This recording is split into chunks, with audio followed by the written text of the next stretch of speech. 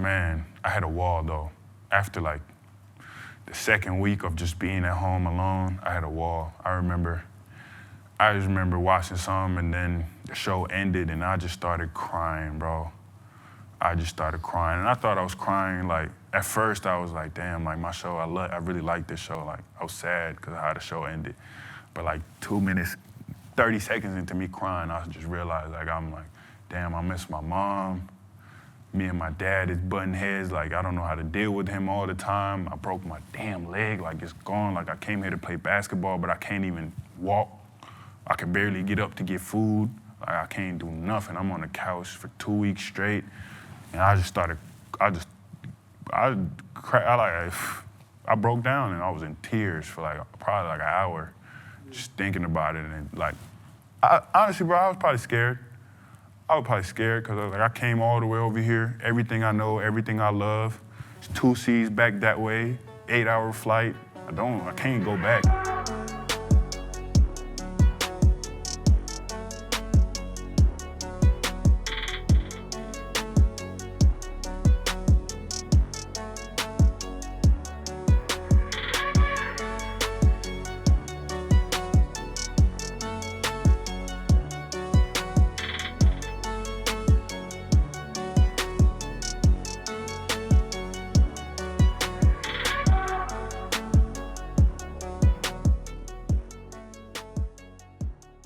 I actually thought long about how I will open up this interview this time, because I want to change, some things to the previous interviews, and I didn't really know how to do it, to be honest, because I was kind of surprised by our last talk we had, and it really, I don't know how to really say it, but like I was so impressed on how you talked about yourself as a kid, how you talked about yourself now, and the growth you had.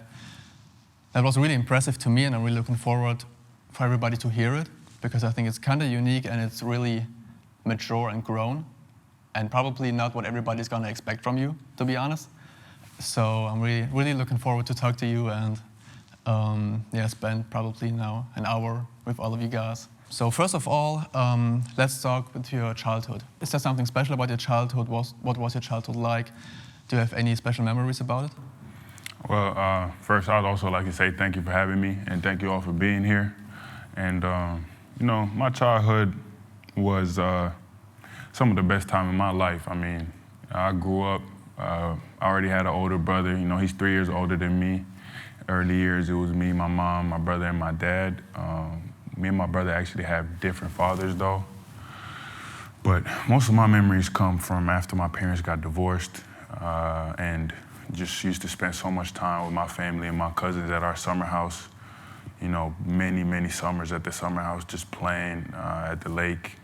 It was a very old school summer house. Like, we didn't have electricity growing up. It was really just like a house built by my great grandfather, and we used to, wooden sauna, be in the sauna, run into the lake. You'd have to carry your own wood and water into the sauna. We used to chop the wood. We used to grill.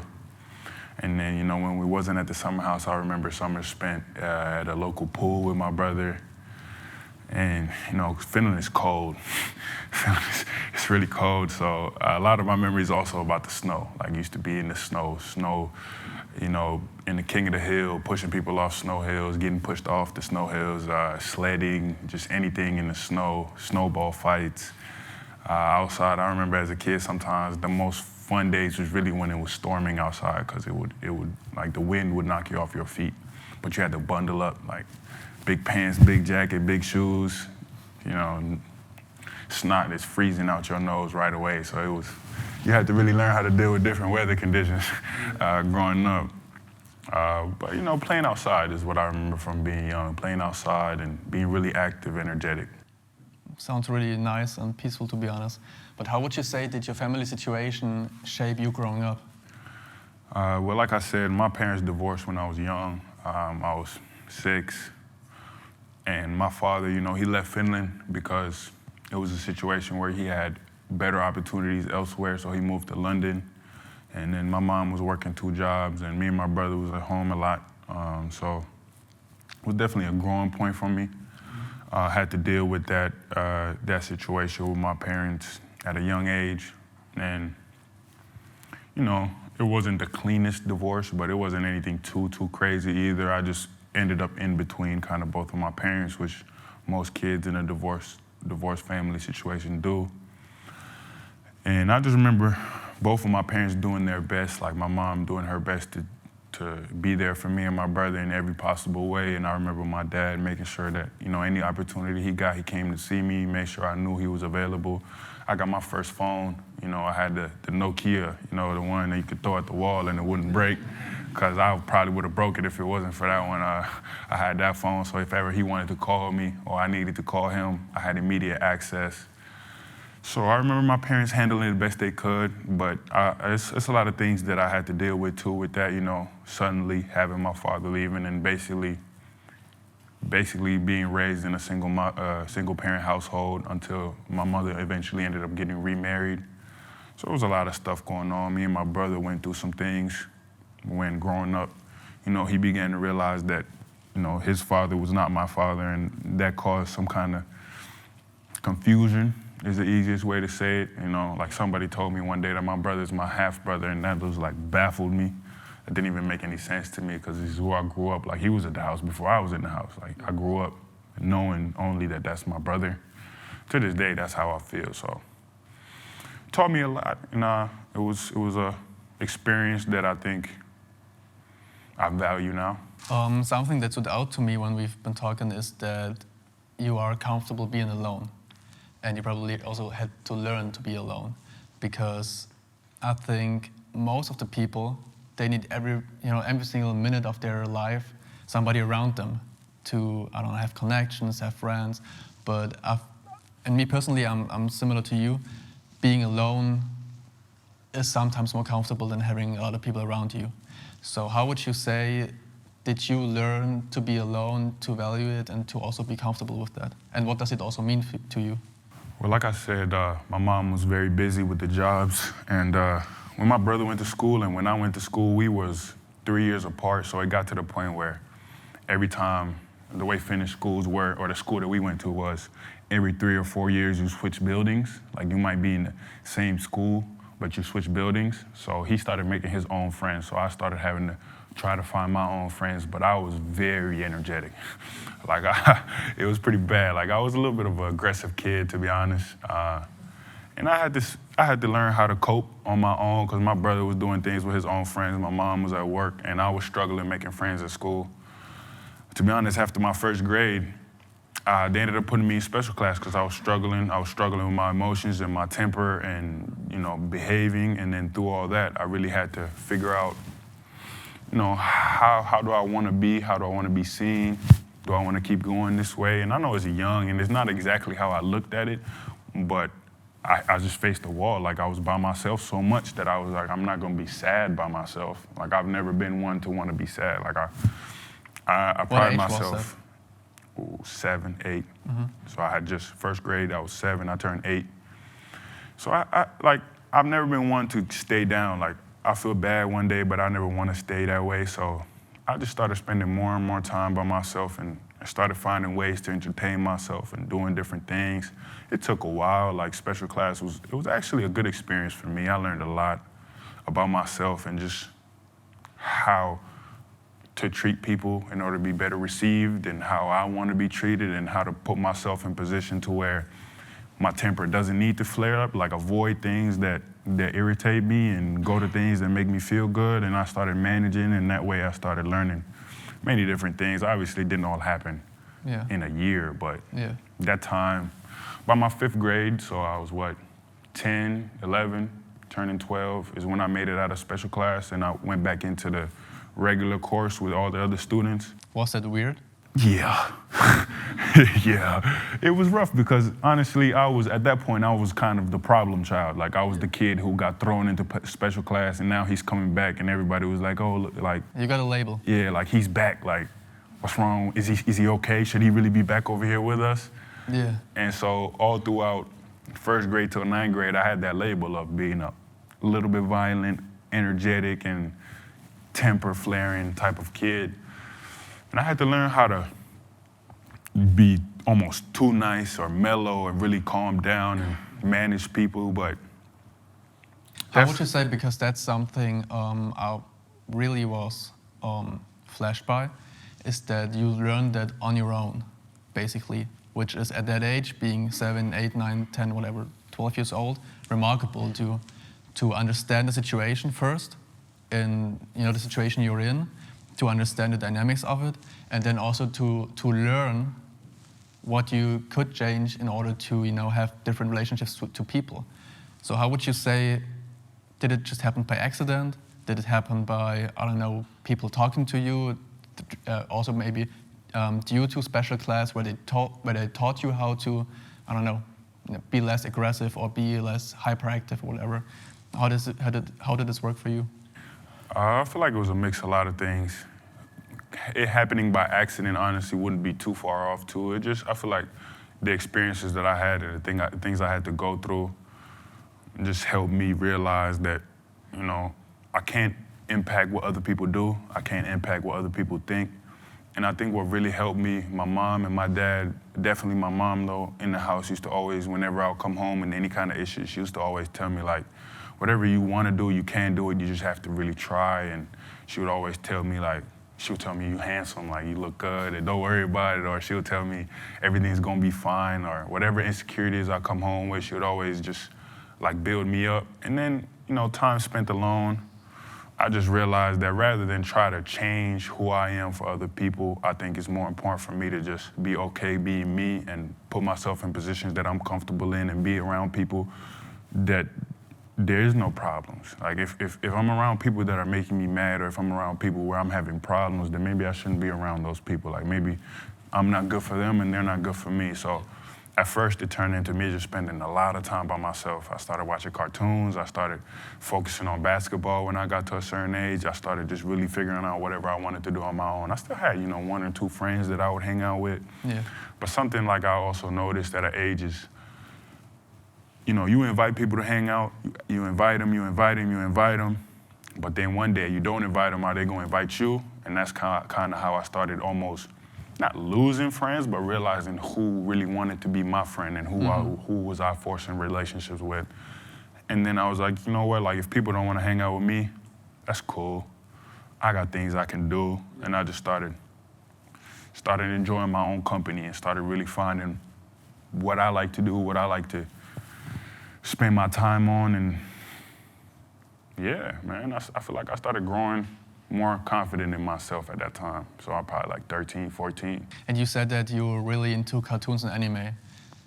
Was that something like an escape for you, where you could, like you said, you were being alone, you're probably losing friends, something like an escape that helped you, be stable in a way? Because at that age, like you said, you're hyperactive, you're aggressive. You got to deal with your emotions. You got to learn how to deal with them, basically. Did it help you at that point? Yeah, it definitely did. I mean, I didn't start watching it all by choice, because honestly, we used to have an Xbox, and it was in the living room, and me and my brother shared it. And then my mom wanted the TV for herself, because we used to be playing so much. So she got my brother a TV. So he took the Xbox, put it in his room. So now my mom has the TV, and my brother has the Xbox. And I ain't have nothing. Like, I ain't have shit. So I went and I found my mom's laptop, and I'm like, look, you got the TV, he got the Xbox, I'm gonna take the laptop. Yeah. And then on the laptop, I'm like, what can I do on here? And that's when I started like finding cartoons and finding different shows I wanted to watch.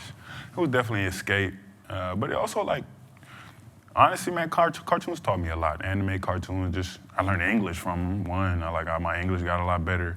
And just small lessons, like, a lot of shows you will watch, they'll talk about friendship, or they'll talk about, confidence and trying again, like learning from failure and never giving up. Like, they might seem a little bit corny and childish, but at the same time, like, I was at that age where those kind of lessons stuck with me. Like, a lot of the things I do now, like how hard I work, how much confidence I have in the work that I put in, a lot of that I could say comes from watching different shows where, like, the main character would just never give up.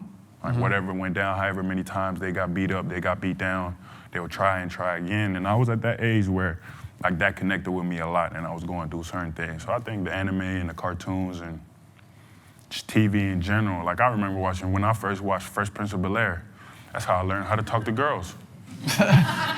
That's how I learned how to talk to girls. But then we have to talk about like how many girlfriends you had in your life so far. To kind of judge on if it was a good move or not. Well, I said I learned how to talk with them, not I ain't learned how to deal with them. I've never had a girlfriend, man. Yeah. I never had a girlfriend, and you know, I feel like it's a lot to it. Like when I reached the age, well, I don't know, people been dating since middle school, other people. But when I reached the age where I was really like aware of all that, high school and stuff, middle school, end of middle school, I was still dealing with middle school people thinking I was this aggressive kid. Then when I made it to high school, I was in one high school for a year, then I moved to the US, was in another high school, then I moved to another high school, and then I went to college. So during this time, like I was never in one place. Yeah. And I think that worried me, that if I got into a relationship with someone without a real connection, it wouldn't last and it wouldn't make sense. And honestly, bro, if I'm being real, I think watching what my parents went through, and a lot of my friends been in relationships, I never saw the point of, because if I was to commit to a person, I feel like I would fall very hard. Yeah. Like I wouldn't half-ass it. Like I would really want to figure it out. And I didn't feel like it made any sense for me to get into a relationship that I didn't see a future for. Like a lot of people, and I don't want to judge people, like it makes sense to me in a sense, but I didn't want to get into a relationship just because I hadn't been in one, and I still don't, and I didn't want to get into a relationship just to be in one. Yeah, just to be in one. Like I wanted to be with someone that made me feel some type of way. Yeah. And then respectfully, I mean, a couple girls that I did feel that type of way, they just didn't feel the same way. So sometimes it's like that, man. But would you say that, you know, being or seeing how your parents got divorced, being in special class and not having really like proper relationships probably to other people, like normal, quote unquote normal kids would build, also hindered you in a certain way to build those relationships? I mean, besides moving a lot, that you were also kind of had to learn how to build relationships to other people? Yeah, man. I think I wouldn't say hindered, but I understand what you're saying, because at first it was definitely harder. So maybe hindered is the right word. Like, it made it harder for me. But because it was harder for me, and because I had to build my relationships from a place of being comfortable with myself, and I feel like I got to the point where I started valuing real people more. So a lot of people that I met, I just didn't really deal with, because I didn't feel that that would be someone that would add to my life, or that's someone that I need to be dealing with. Like I got to the point where I stopped looking for friends, you know? I stopped going out and trying to find people to be friends with, and more, I just let it happen. I feel like I come into other people's paths, and people, you know, arrive on my path for a reason.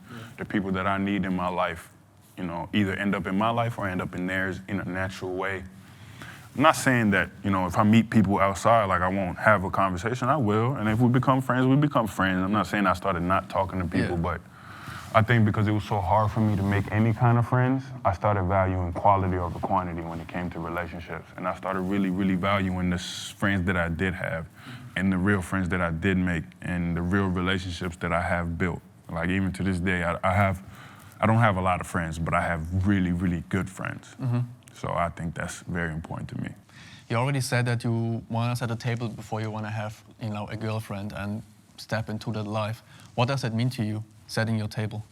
Yeah, I mean, like I said, the moving and all those other things, in a sense, a lot of that stuff can be excuses or reasons, however you want to look at it. But now it's gotten to the point, and in college it started getting to that point where I realized I just really want to be secure myself.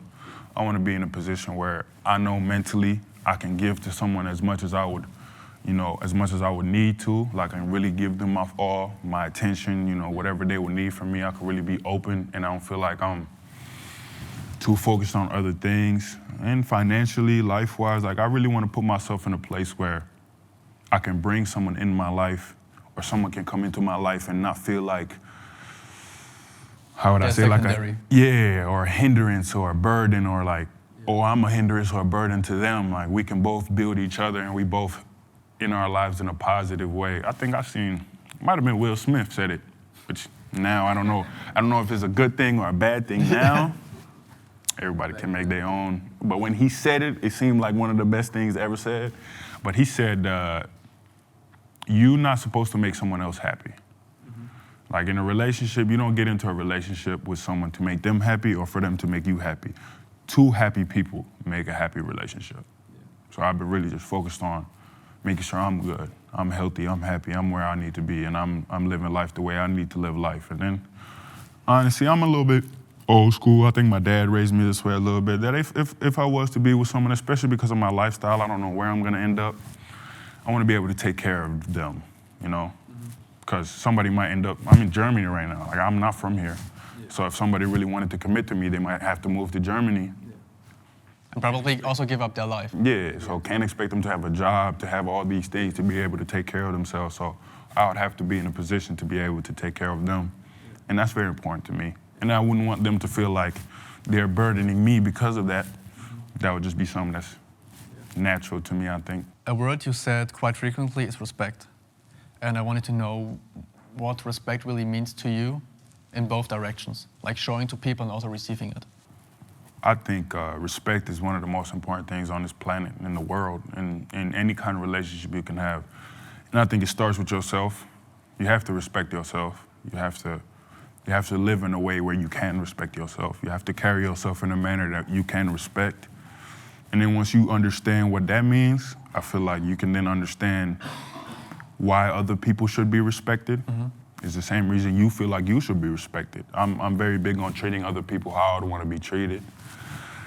And honestly, even if somebody doesn't treat me the way I would want to be treated, I still think it's my like code or my way of living to treat others how I would want them to treat me. So even if you're not treating me how I feel like I should be treated, I'm still not gonna disrespect you just because you disrespected me. I'm probably gonna remove myself from that situation. But everybody that I look at, I try my best to be respectful, because you don't know what other people have gone through. You don't know what other people are going through. You don't know nothing. Like, unless somebody has shared something with you, you won't know. And even if they've shared, they might have shared, the tip of the iceberg. You don't know what's beneath all that. Like, you don't know what's really in their head. So I think stepping into any situation with respect is one of the most important things. But with that being said, like I said, I wouldn't disrespect anybody, but you also can't accept that from others. Like, you can't allow other people to disrespect you either. Have you dealt with disrespect coming out of special class? And also, like you said, you moved high school a lot, from Finland to the States, and then in the States also. Did you feel a lot of disrespect coming through these places, especially out of special class, like I said? When I came out of special class, I wouldn't call it disrespect. I would call it confusion, or I would say it was people just not being sure. Like, I'm coming out of special class. That has a lot of stereotypes to it, a lot of opinions. So I don't think I was disrespected. I think people just didn't right away give me the chance. But if I'm being honest, as time went on and people saw my growth, not that I became best friends with everybody, but our relationships grew and people started treating me regularly. And when I started moving around, to be honest, once I hit like 17 and my focus was really fully on basketball, disrespect is something that I feel like I haven't had to deal with too much, because my focus just kind of became tunnel vision and other people kind of just shifted out the picture. So if people did try to disrespect me, I would probably shrug it off. Like, I was really, once I reached a certain age, which is probably like 17, 16, I was so focused on what I had going on that I probably didn't even notice disrespect if it did happen or it didn't happen. And like I said, the friends that I had around me were like few, and that's just who I spend my time with, and my friends never disrespected me. Yeah. So no, and then the moving around, it was weird. But I think, like I said, the basketball focus that I had, the focus on what I wanted to do, made it a lot easier, because I spent my time playing basketball, watching cartoons, sleeping. Like, that's what I did. If I was with my friends, maybe we'd play some games, but like, that's all I did. So whether or not I was in Finland doing that, or in America doing that, or now in Germany doing that, it's really the same routine. It's really the same life. Of course, I'm not gonna take away from the fact that there's a lot of things you have to learn and deal with, but I think my transition overall, minus some certain moments that we probably gonna get into here in a second, was good, man. It was good. How did you actually got into basketball? So my dad played. Was he good? He was for where he played at. I'm better. But he was where he played at. Excellent rebounder. That's how he met my mom. Basketball brought him to Finland and they met. But honestly, I played soccer first, football, sorry. I apologize. I've been living over there 2 months. I played football first. I was terrible. I had to quit. Why did you choose it? Because everybody was doing it, or? Yeah. I feel like when I talk to people here, that's what they say too. Like everybody play football first. Yeah, that's how it's in Finland too. Ice hockey too, though. I had to stop doing ice hockey at school because my feet grew too big. They ain't had no more skates for me. So it's crazy. So that's what you originally started with? No, football. But we would do, like, because of wintertime, so we would play a lot of hockey in school, which I like hockey a lot, to be honest. Just can't watch it on TV, can't see the puck, it's bad. I played soccer first, I was terrible. Then my mom was like, hey, like, maybe try basketball. I was like, all right, tried it. It was more of a hobby. Did it from, I was like 8 until 10, and then I actually quit. Because like I said, that was around the time where I was dealing with a lot of anger issues, and basketball was hard for me because like I would get into arguments with my teammates about stuff, and I feel like I wasn't making any friends at basketball. So I quit. Quit for a year, joined one of my friends' football teams.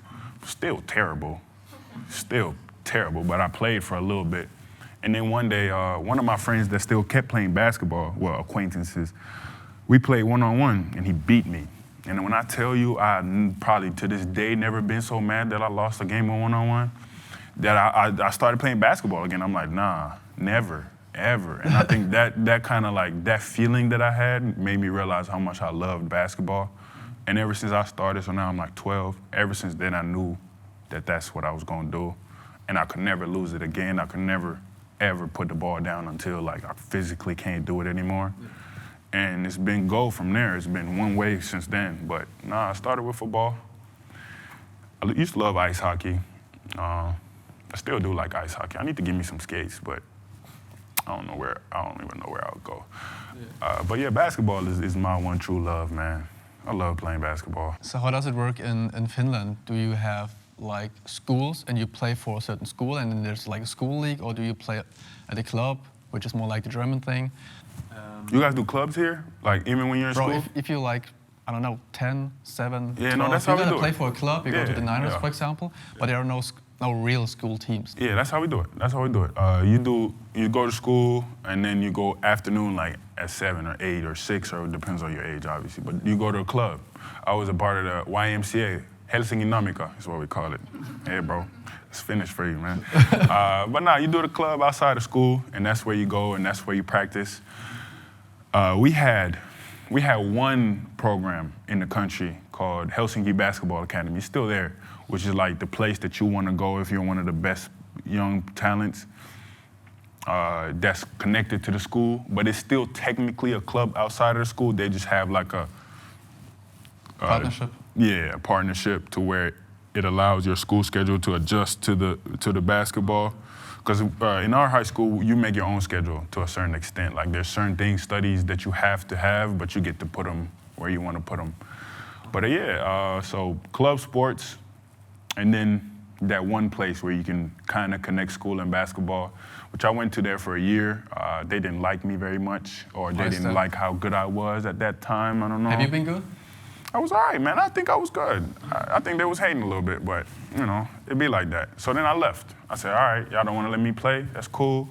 And I moved to America, and they told me, they said, your athleticism is going to be 1 in a million when you leave. Like, you sure you want to go? I said, that's cool. That's what the Finnish the coach told me. I said, that's cool. I mean, you guys not letting me play, I might as well go over there. If I still don't get to play, I guess I'm the problem. But I wasn't. And they already told you that you are the problem, right? No, they just didn't let me play. And so what was the reason for that? I guess they thought I wasn't good enough. I mean, I practiced with them. I used to dunk on some of them. They just didn't let me play. Man, because I be thinking about it. I be trying to figure it out. I'm not saying I was the best player on that team. I was a freshman. It was my first year, but I should have played a little bit. Yeah, definitely. So you then moved to the States to your dad, right? Mm-hmm. Take us through arriving there, probably your expectations, joining a high school team, and what happened next? So moving to the States, I had just turned 17. It was crazy. When I brought it up to my mom, I think she wanted to immediately tell me hell no, but she knew that it's something that I really wanted, and she also, I think, respected the fact that it was my father that I was going to go live with, and I had not lived with him for a long time, and I was at an age where there was a lot that I could learn from my father. I still think she was very scared because I hadn't lived with him for a long time, and he's not the easiest person always, and he has his ways. So it was a rough decision. He was getting married to my now stepmom and the mother of my little sister, my other little sister. I spent the summer basically with my stepmom because dad was getting his affairs in order in London until he moved with us. Summer was good. I was working out a lot. I made a couple friends, acquaintances, friends. I met a couple people that I used to hang out with. I used to work out a lot. And the whole summer we were trying to figure out which school I would end up going to. I was supposed to go to a private school called St. John's, but they didn't accept me because it was my first year in the US. They were worried about my language skills, how my studying would go, all types of stuff. Which is crazy because I spoke to them just as clearly as I'm speaking to you now, so I don't know why they didn't think I could speak English. Yeah. But they just didn't want to do it. So I ended up going to the local public school. Man, 2 months into school, I broke my leg. So everything that I thought I had came for, the basketball, the visibility, the ability to find offers, find a college to go to, it was all out the window. Yeah. Everything gone, just like that. And honestly, I was at home for like a 2-week stretch because my stepmom would work like a job that required her to travel a lot. So I was at home a lot by myself because I couldn't go to school. Like I had the brace on and I couldn't even move my leg at all. And we lived in a 3-story like row house type of house. So the kitchen was in the middle floor and my bedroom was on the bottom floor. So I had to hubble up there, get some food. Get food for the day. Yeah, man. I used to just be on the couch laid out. I wouldn't even go down until it was time to go to bed because I'm like, that's too much stairs, man. I can't do that. Sometimes I would try to walk. I shouldn't, but you try stuff. Man, I had a wall though. After like the second week of just being at home alone, I had a wall. I just remember watching some and then the show ended and I just started crying, bro. I just started crying and I thought I was crying like, at first I was like, damn, like my show, I really like this show. Like I was sad because of how the show ended. But like 2 minutes, 30 seconds into me crying, I just realized like, I'm like, damn, I miss my mom. Me and my dad is butting heads, like I don't know how to deal with him all the time. I broke my damn leg, like it's gone. Like I came here to play basketball, but I can't even walk. I can barely get up to get food. Like I can't do nothing. I'm on the couch for 2 weeks straight. And I broke down and I was in tears for probably an hour, just thinking about it. And honestly, bro, I was probably scared. I was probably scared because I came all the way over here. Everything I know, everything I love. It's 2 seas back that way, 8-hour flight. I can't go back. I can't afford to go back. Yeah. If I was to go back, I'd have to ask somebody else to take me back. Like I'm stuck. Yeah. I'm stuck. I don't know nobody.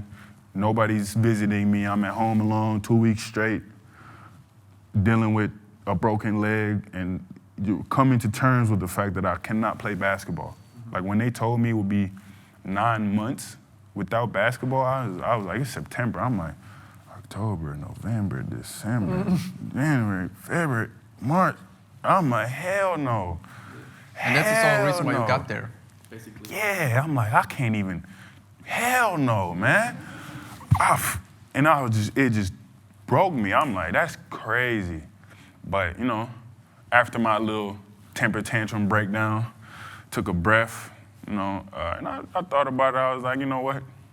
It's not the end of the world. It's terrible, but I feel like I learned a lot of patience, man. I learned how to really be meticulous about my work. Like before then, I was always a gym rat. Like I would go to the gym and I would just do stuff, play one-on-one, throw the ball. It would really just be like street ball, doing whatever, like unorthodox, just in the gym all day, every day, just in there, not knowing what I'm doing, shooting the ball from the back of my head, like just in the gym, bro. But then I went through this and now I'm having to do, rehab. I'm having to do a certain amount of calf raises. I'm having to do this on Monday, this on Tuesday, this on Wednesday. I'm having to focus on this one day, this the other day. I can't run, like I can barely walk. So I'm really just focused on my form, how my jumper looks, like little things. And it's like I might go 2 weeks, no progress, at least none that I can see. A month, no progress. It's a month after month after month, and I still can't play. Like I'm at the crib, bouncing the ball next to the couch like this. I'm like, come on, man. Let me out, man. And it's like, I'm going through it. But it just taught me to really be more intentional about my work and patient. And, the progress is going to show and your work is going to show with time. And when I got back, I was way better than I was before I got hurt. I was way better. And I'm reckless. Type, like shooting or everything. Everything? Everything. I'm reckless too, so I started dunking on people off the leg that was just broke. Because I'm like, you know what? If it's fixed, it's fixed. Like, if it's fixed, it's fixed. And if I'm going to play, I got to play like it's fixed. I can't play like it's broke. Because if it's broke, then I can't play. So I was like, let me figure that out. And I did. And, I grew a lot from it, man. I grew a lot from it. And then the next year, I ended up going to a private school, had a really good year, and got all my offers. And that's how I ended up going to Tennessee. So that 1 year when I was fully healthy, I was what they call a no-star, no name. Like, nobody knew who I was. I went in that year. We started playing, like, people with names, people that are ranked, and I'm cooking them. I'm playing good games. I'm shooting, driving, dunking, passing, everything. You're talking about college right now, right? No, I'm talking about that last year of high school. And Yeah. they're like, who is this kid? Who is this kid? And then I started getting offers. And when I got one, now it was like a avalanche. I got one, I got two, I got three, I got four. By the time, May comes around, I'm committed to Tennessee. And I went from nobody knowing my name to now they want to say, oh, he's a 4-star, which is like your 5 stars, the most known guys, and 4 stars is like right below that. He's a 4-star. I said, psst. I guess now, I made it. Now I'm a 4. Now y'all know me. But, what I'm saying? I was a little happy, though. I was like, all right, my work paid off. I had that whole year that I lost, and then I came back better. Why did you choose Tennessee? There was a couple reasons. One of the more shallow reasons was because my high school coach, Coach KD, and then Rick Barnes also coached KD. So I was like, damn, let me see why KD went to these people. Is KD your favorite player? Up there, definitely one of them. Giannis, KD, Melo. I got a bunch, a little pool of people that I really like, but KD definitely up there. But he was a really old coach, not like age-wise, but he had been coaching for a long time. His reputation was very much making people better, people going there and staying there and getting better every year, every day. And I think that was very important to me, and that I resonated with that. So I chose to go with him, and they had been really good the year before, really good. So I was like, let me go see what winning looks like with a coach that's been winning. And yeah, it was rough, but it was the right choice for sure. Yeah. Why was it rough? Man, he's crazy, man. Of course, he's crazy, man. He's crazy, but he's crazy about winning. Crazy about winning and real intense, and the culture is real. Like when I first got there, it felt like I was in like, and I don't want to like disrespect anybody, but military, man. Like on time, and if you're not, punishment. Things is scheduled, like they send you your schedule and it's block to block. Damn near every minute of the day is like scheduled. You have to be here. You're a minute late to anything. You're gonna be in the gym at 5 a.m. doing suicides and running. And I tell you now, I never did the 5 a.m. workout. I never behaved this well in my life before I got there. But I refused to wake up at 5 a.m. just to run. They scared the shit out of me, bro. One of my teammates used to tell me this story, like, yeah, bro, we get up. First you throw a sandbag up 5 meters. Then you throw it at the wall 20 times. Then you do a bunch of push-ups. Then you run 17 lines in a minute. Then you get on this machine that's like a climbing machine for 2 minutes. And then you run some more. And then you take a thing and you do slides, suicide slides. And you can't drop it because anything you mess up, you got to do it over again. And you got to do it over again until you're done. They say you don't even get to stretch before you start. They tell you be there at 5, you start at 5. I said, hell no. I'll never see me, bro. And they never did. I never went. No sir. Never. One of my teammates said, bro, you got to be late one time. You just got to see what it's like. No, I don't. Never been late? Not that they find, can't even never catch me. Catch me.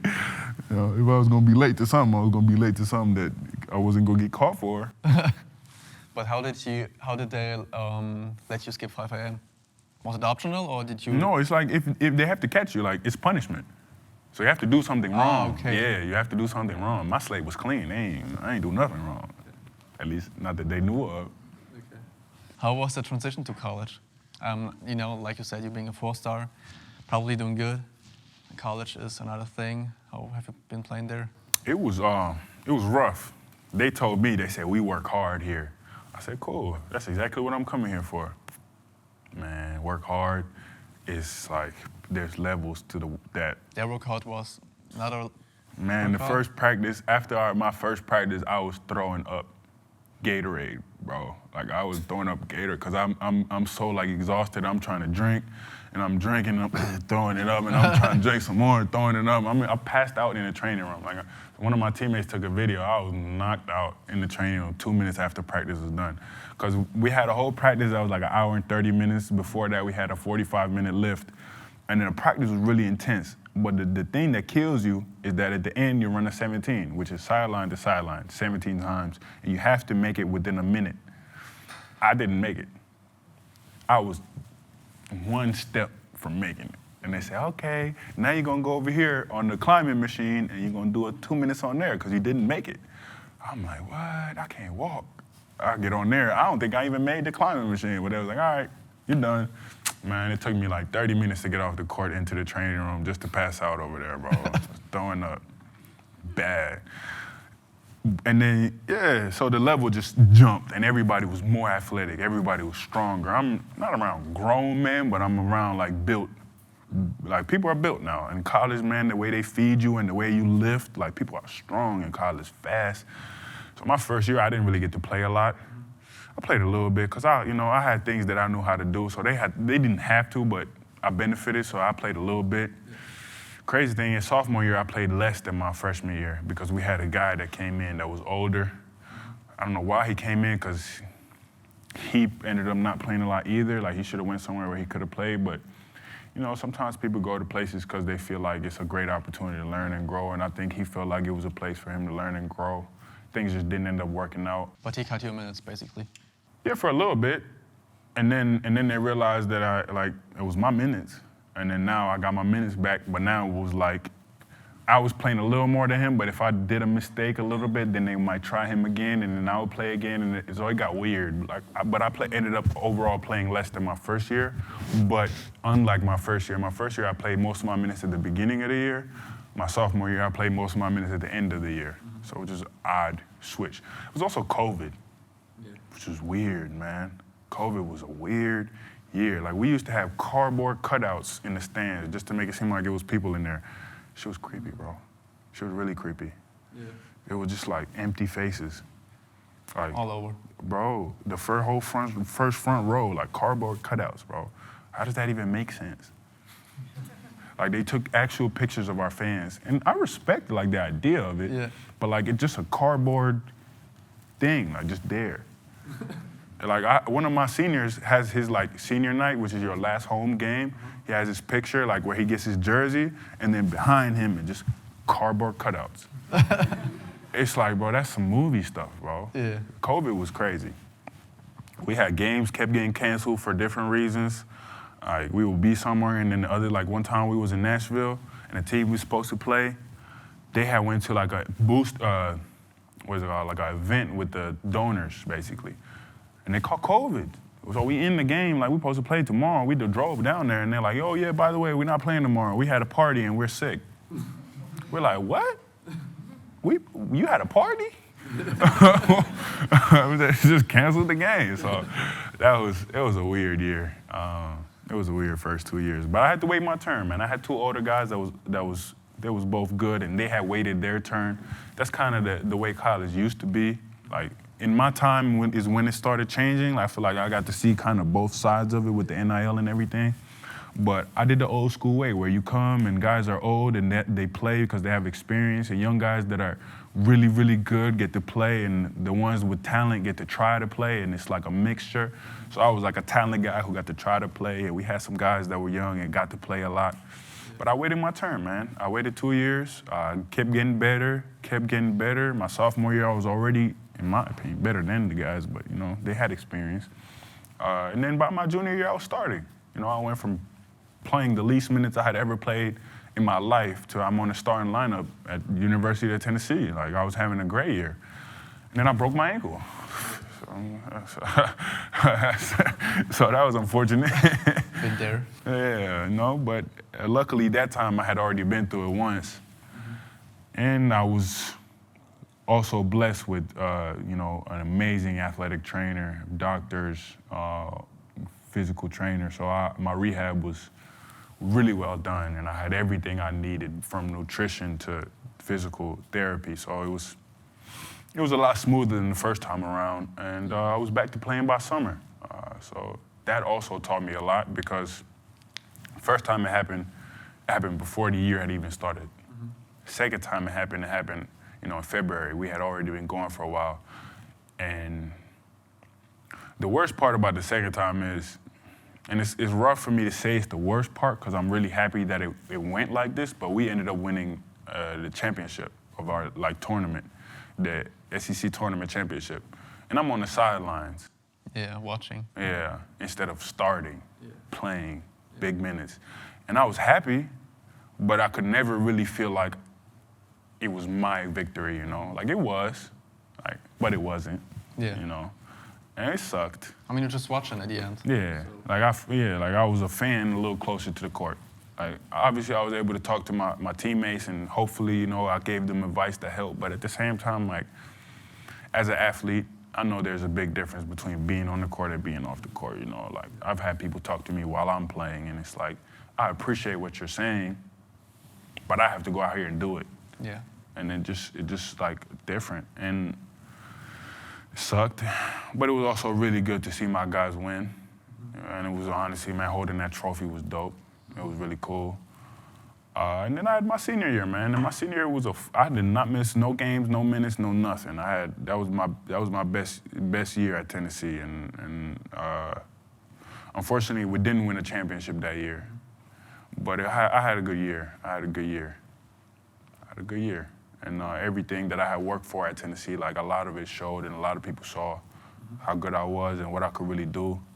And I did it all within my role. Like, I wasn't the main guy. My coach and me had an interesting relationship, and he felt. Why is it interesting? Because we had a lot of real conversations that I feel like he might have not had with everybody. Oh, okay. And I was kind of like a leader on that team, but more of a background leader. Like, I'm not big in being the face of anything or being in front of people and getting their attention. Like, I like just playing. Yeah. I just like focusing on playing. I don't really care about being famous or having attention or having people watching me. Everything I do, like, I like going to the store and getting my coffee and coming back home in peace, man. Like, I like privacy. Bro, glad you came here. Hey, man, I mean, I'll talk to people if people want to talk to me. Like, if people stop me in the streets, like, I appreciate it. I really do appreciate it. I appreciate fans and I appreciate support. Yeah. It's not that. I don't look for it. Yeah. It's not the reason why I play basketball. It's like, so my leadership I was never like trying to be on the court, like making it seem like I was the leader. No, I would rather have those private conversations or at practice talk to people, you know, or on the bench talk to people. Like, I didn't need it to be known, but my coach knew it. Yeah. So me and him used to have real conversations. And I think on that team, it was just more important for me to play that role. Mm-hmm. And we won. It was really good. Yeah. Sometimes I sucked. Because, you know, you want to be the best. Like, I want to be the best. Yeah. But we were the best. Like, we were really good, man. Like every 2 years that I played, we were really good. Like we could have beat anybody. And the 2 years, I feel like the reason we didn't win my 2 years playing was because the first year I got hurt. And then when we went to the main tournament, they lost to a team where if I played, we wouldn't have lost. And then the second year, my point guard got hurt. And we made it one round further than the year before, but then we lost to a team that we wouldn't have lost to if my point guard didn't get hurt. Yeah. But that's a part of it, bro. Yeah. That's a part of it. So, yeah, me and my coach I think we had what I would call a genuine relationship. But a lot of hard conversations and you know, a lot of ups and downs. So what was your expectations back then about your future and your career? I mean, you're in your senior year now, you're playing good.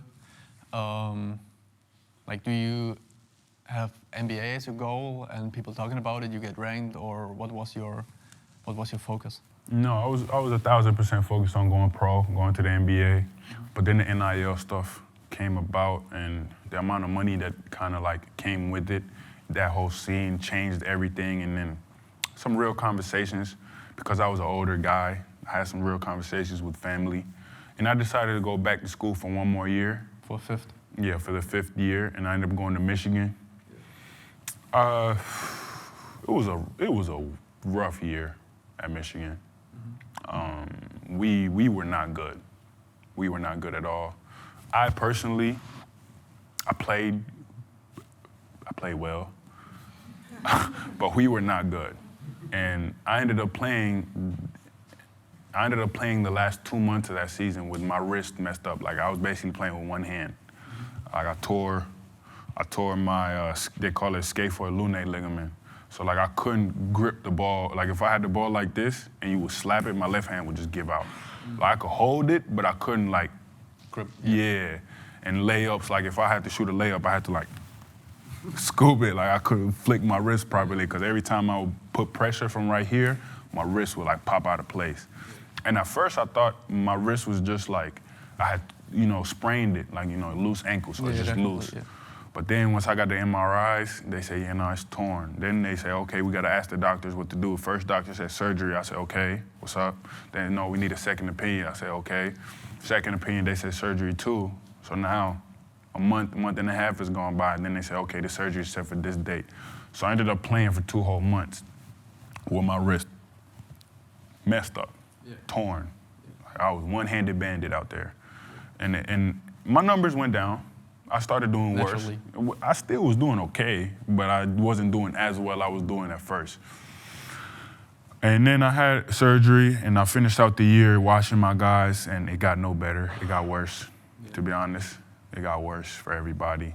But it was a team that just didn't come together the right way, and there was a lot of stuff going around, and the situation wasn't set up right, and it was unfortunate for everybody involved. But for me, it was sucky because for the year that I had, and if I would have finished out the year, I would have had a lot of NBA workouts. I would have been at a lot of probably NBA camp situations. I probably would have ended up actually getting to play in the summer league, but I missed all my NBA workouts. I missed I couldn't play basketball until late June again, so I missed everything. Yeah, so you're off the radar, basically. Yeah, I'm gone. Like they forgot about me because it's not like I was a young guy. Like now I'm a 5th year. So if I don't go to workouts, it's like we have 100 other 5th years that are at the workouts. We're getting to see them. So it was over with. I still was lucky enough to make it to the summer league, but I didn't get to play. I got to play like the last 2 games, which is still, I appreciate it, and it was a great experience, but that's just how it goes. I didn't get to practice with the summer league team because I was with my national team, and then I just kind of came along right when they were leaving. And I appreciate that they brought me in, I really do. And it was an experience that I would choose to do it. If it was a year ago again, I would do the same thing. Because, sometimes they just gotta see your face and you gotta go there and show them character and, you can help your future.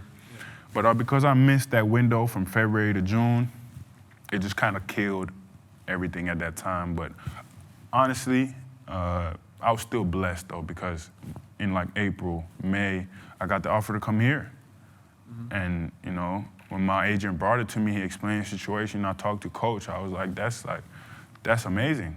Like, from what I know, like people usually don't start in the BBL, you know, Champions League. Like, it's not first year coming out unless you've been in the NBA. Like, you don't often start at this level. So it was truly a blessing for me to be able to come into a situation like this. And everything I heard about Chemnitz, like, as an organization and you know, the basketball that they got going on here and the fan base, Yeah. I was like, yeah, man, I'm with that. That sounds great. And so I came here, and I feel like it's just another part of my journey, man. I feel like I've learned a lot this year, so all worked out, I think. But was it like your only offer? Or No, has there been multiple and then you... There was other offers, but the way my agent put it was like, there's other stuff, but none of it makes sense like this one does. Why? Mainly because of, you know, the growth of players that have been here, like where players have ended up after being here, the coaching and playing style of Chemnitz, kind of what it would allow me to show. Yeah. And I was like, all right, man, that's your job. I trust you to do yours, and I'm gonna go do mine. Bro, we had like, I don't know if you watched Chef's and Wes episode actually. Like, obviously you can trust your agent, it sounds like that, but they had like weird situations. I think it was Chef who went to a hospital in Luxembourg, and then his agent actually was a guy working there. So he was part-time agent and part-time nurse. And he got a shot from his agent and was like, bro, what you doing over here? I thought you were gonna work for my career. So, and there have been like multiple situations like that. So that's sketchy. That's weird. Like imagine going to the hospital, have an issue, and then there's your agent who's supposed to work on your career steps. So that's well, weird. hopefully he gave him the right shot. We don't know. We don't know. But so that's why I'm asking, like, how do you choose your agent at that stage? So my agent, when I chose my agent, was not after my 5th year, it was after my 4th one. And I kind of played the field. I talked to some people. First, I was planning on going with a bigger company, and I was talking to them, and I kind of did some of the pre-draft stuff with them after my 4th year. And then what I noticed was, with the big companies, you have to be a big name. Whether or not how good you are, it gets political, man. Because like a lot of people have bigger names than me, but I'm better than a lot of people. And I've seen that because I've played against these people. So then it got to a point where I'm looking, I'm like, all right, so you're paying more attention to this, and this person than me. That's not, like, I'm not gonna be your 4th option. I'm not gonna be the 4th person. If you're gonna call this team, I'm not gonna be the 4th person you call this team about. Like, I'm gonna be the first person you call this team about. And then that's how I kind of shifted to going with my agent now, who I met through connections, you know, from Rockville in Maryland.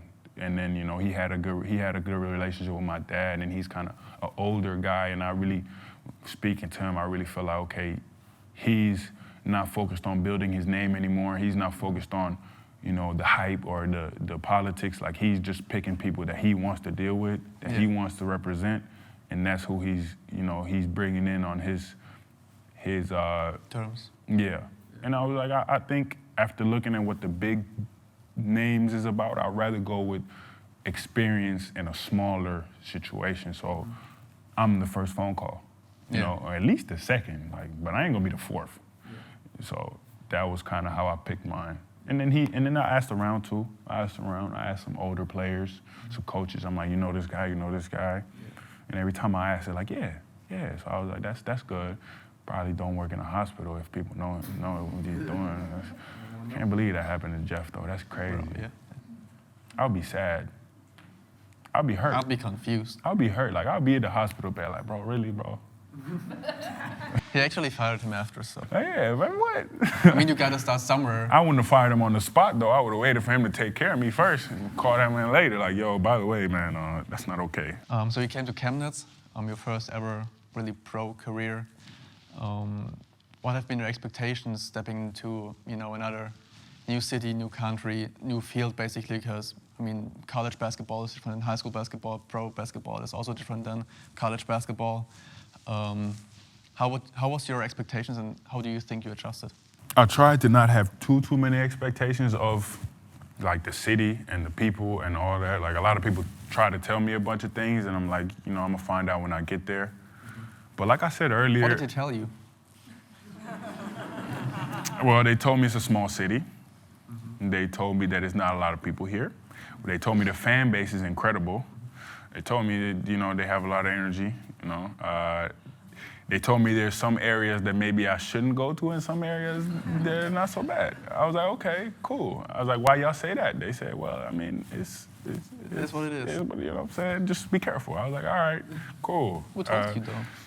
Man, Danny, man, who coached Heidelberg. So he was probably just hating, bro. Probably. Yeah, he was probably just trying to make me feel bad, man. Like don't go over there. You don't want to be over there. I was like, all right, man, let me at least go see. Yeah. But like I said earlier, I don't do much, man. So I was never worried about the city, or I was never worried about what's going on. Of course, it's nice if there's a lot of stuff to do in the city, but at the same time, like even when I've been in cities where there is a bunch of stuff to do and I still didn't do nothing. Yeah. So I wasn't that worried about it. But the fans, man, the fans was probably the biggest surprise. Like how loud it gets in the messe is dope. Like I've been in a lot of big gyms in my life, and bigger is not always better. Like the messe is top 5 gyms I've been in when it comes to the atmosphere, with the way the fans pull up. Top 5? Yeah, I think really top 5, because there's like, I say I've been in bigger, cooler gyms. Like if you're talking about what's the coolest, like no, like I've seen some cool gyms now. But when it comes to just the atmosphere, like a lot of the bigger gyms that I've been in, like even when they're sold out, the fans just be quiet. Mm-hmm. Like, oh, you dunked the ball, now it's loud as hell. Yeah. But you make a layup, it's just like the energy's up and down, but the message is just up. It's just up the whole time. Yeah. And I think that's dope. I think that's really cool, and that's what I think makes it cool. Like the one place that I've been at that I feel like was like that was Kansas. Mm-hmm. And Kansas gym is not that big either. No? Yeah, like considering Kansas is like a blue blood school, like Tennessee, we feel like 22,000 people in the gym. Just crazy. Regularly or just on whenever like we play top good games? teams. So pretty like our average, I think their average this past year was like 20,000, 19,000. So it's crazy. And like football is even crazier. Like it'd be 100,000 every game at the football games. But nah, Kansas fit like 13, 11, which is still a lot, but it's more like a box. You can hear somebody right there, you can't hear them talk. Like you gotta scream, can't hear people talk. That's the craziest gym I ever been in. Yeah. So I personally, like the size is cool and all, but I appreciate a gym that's loud more than a gym that's big. Yeah, definitely. Like I love playing in hostile environments. Yeah. Friendly environments is cool too. Hostile is just a little better. Yeah. Because they go real quiet when you do something. But that's I think the main thing. And then the basketball, a lot of people were like, it's European, it's new. But also you've been... Yeah, I've been playing with my national team, and so I think even in Europe, you can go to different places and the basketball is not going to be the same. Like I've heard Spanish basketball is different, Italian, French, and then obviously EuroLeague, Euro Cup, Champions League, everything is a little different. So that's definitely been an adjustment. And then the little veteran tricks people do out here, like the little fouls that the people be getting away with. Like my first couple months, I used to jump for a rebound because I'm athletic, so I used to just jump, and all these old guys used to just push me. I would jump and they would push me. I'd be like, yo, bro, like I'm not gonna jump here and end up over there. Yeah. But I had to start pushing and then jumping. Little things, man, or somebody grabbing you a little bit. Like I remember one of our first games, I drove someone, and then when I went to spin, he grabbed my whole arm and like pulled me, but he did it like as he was sliding. And I like threw it up and fell, and I look around, and the ref was just like, I was like, all right, I mean, cool. So it's just little things you have to adjust to, definitely. But some of the vet tricks I had already seen. It's been definitely a great learning experience. Have you done any research prior coming to Chemnitz on how they play, or is it solely your agent telling you how we are playing and then you decide based on that? Or are you really looking into all these things on your own to make your own picture of it? Yeah, I mean, obviously I had the Zoom meeting with Coach, and he tried to show me, like, from his perspective, how they play. And then I watched games. I watched highlights. Honestly, I watched a good bit of Kevin, because I was like, this is who they're talking about, me coming to fill his shoes, I guess, or, substitute or whatever, however you want to put it. So I watched how he was playing a little bit. Overall, I watched the team. And yeah, that was a big part of it. But honestly, I think a big selling point for me was that everything I heard was that a lot of people come here and it's an opportunity for them to learn and grow and you know, get settled in Europe and you know, and at the same time, if I'm being honest, I kind of used it as a test of my agent, kind of to see, Really? like, yeah, kind of like this is what you bringing me and this is what you telling is the best option. Like, that's his job. Like, I can do my research, but that's his job. Yeah. That's how I look at it. Yeah. And something I realized after my senior year is that it is very business. It's very business oriented. So I'm kind of like, every decision he makes and everything he brings to me, I'm judging it. Like, that's your job. You work for me, so if you bring in something to my table that's bad, then you didn't do your research. Like, you're not doing your job. So that's kind of part of it. That's why, like, it was my first year, so I was like, wherever I go my first year, I'll be able to figure it out. I have a good amount of confidence in myself and in my abilities and how much I can adjust to different kind of playing styles just because of how I play. Like, obviously I have to learn and adapt and do certain things, and it can be harder somewhere and easier to somewhere for me to play, but I feel like anywhere I go, if I get a chance, I can do good things. So I kind of like use it as a little bit of a, like, let me see what you got. Like, let me see how you looking at it. Let me see what you can do for me right away. And if I'm being honest, I think he did a good job. I think he did a good job. Like, I think the way he set it up and the things that he said, I think very truthful. Yeah, so, nah, I did my research, but I also, you know, you hire someone because they know, you know, like you hire a lawyer because they know law. You hire your agent because they know the playing field. Like, I didn't want to overthink myself because it's like I'll really have to figure some stuff out. Like, if I really wanted to know more than he knew, then I would need time and like real. To get into and it. then at that point, what's the point of him like doing his job? Yeah. Obviously, I'm a double check, but I feel like a very important thing in that situation is for me to be able to maybe not trust you personally, but trust you in, Craft. yeah, like trust that you know what you're doing, or that you know what I hired you to do. So a little bit of a test. So, I mean, you said you really haven't had many expectations for your first pro year, but are you satisfied in, you know, how it went so far, and also your personal growth on adapting? I mean, I think the only team that had new or more players coming in and out was Göttingen probably, or some other team that had like, or Ludwigsburg, they had like 25 players coming and going.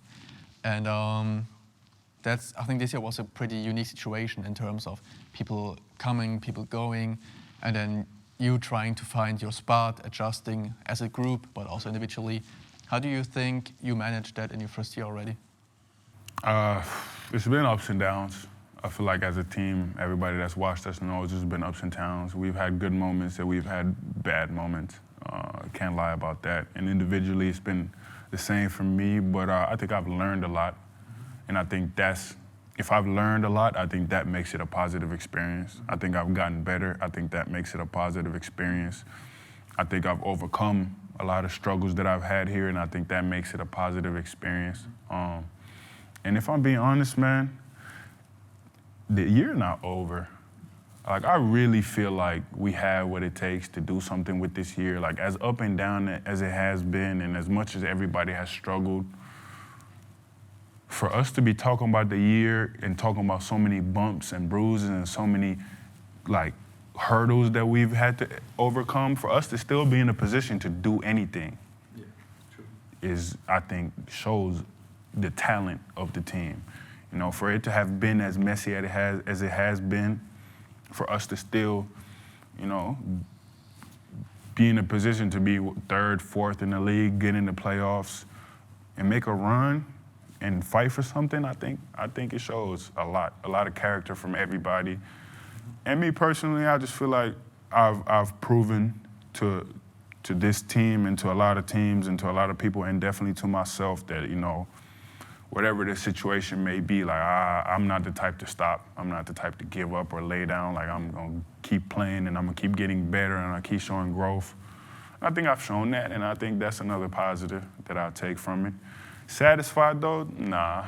You know, I'm the type of person where I'm always expect the best of myself.